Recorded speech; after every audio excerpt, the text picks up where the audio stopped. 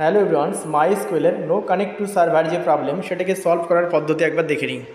আবার নিচে আপনারা আরেকটা মেসেজ দেখাচ্ছে, could not connect server may not be running. তো তাহলে যদি এরকম প্রবলেম হয় তাহলে আমরা সেক্ষেত্রে কী করতে পারি? তো সেক্ষেত্রে আমরা জানবো যে আমাদের যে সফটওয়্যারটা ছিল বা আমরা ডাউনলোড করে নেব, ঠিক আছে।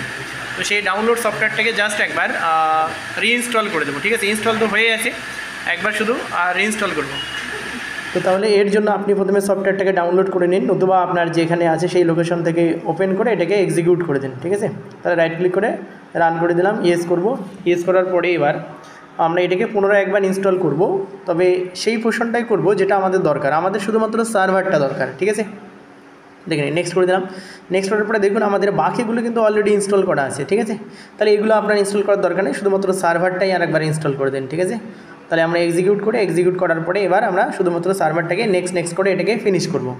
তো ফিনিশ করার পরে আমরা দেখব যে আমাদের যে নো কানেকশন প্রবলেম ছিল সেই প্রবলেমটা কি সলভ হয়েছে নাকি আগের মতোই আছে। তো দেখতে থাকুন, ইনস্টলটা হয়ে যাক। ইনস্টল হয়ে গেলে আমরা জানতে পারবো যে কানেকশনটা অলরেডি কানেক্ট দেখাবে, কানেক্ট টু সার্ভার। অ্যাকচুয়ালি কী হয় যে যদি সার্ভার ব্যাকগ্রাউন্ডে কানেক্ট না থাকে তাহলে আমরা কোনো কাজই করতে পারবো না, যে কারণে আমাদের ব্যাকগ্রাউন্ডে কিন্তু কানেক্ট থাকা খুবই জরুরি, ঠিক আছে। তাহলে মোটামুটি আমাদের কমপ্লিট হয়ে গেছে, ঠিক আছে। এবার আমরা এক্সিকিউট করে দিই, স্কিপ করবো এটাকে। তো এক্সিকিউট করার পরে এবার আমরা চেক করব যে ঠিকঠাক হয়েছে কিনা।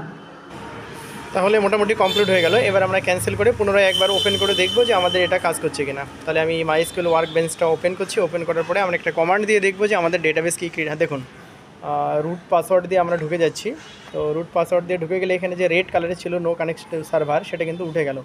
এবং আমি একটা কমান্ড দিয়ে আপনাদেরকে দেখাচ্ছি যে কমান্ডটা এক্সিকিউট করে কিনা। দেখুন, ক্রিয়েট ডেটাবেস নেম দিলাম, দেখুন অলরেডি দেখাচ্ছে হ্যাঁ হয়ে গেছে, ঠিক আছে। তো তাহলে আপনিও আপনার প্রবলেমকে এইভাবে সলভ করতে পারেন। থ্যাংক ইউ সবাইকে। যদি ভিডিওটি ভালো লাগে তাহলে অবশ্যই চ্যানেলটিকে সাবস্ক্রাইব করে পাশের বেল আইকনটি প্রেস করে রাখবেন, ঠিক আছে। Thank you so much.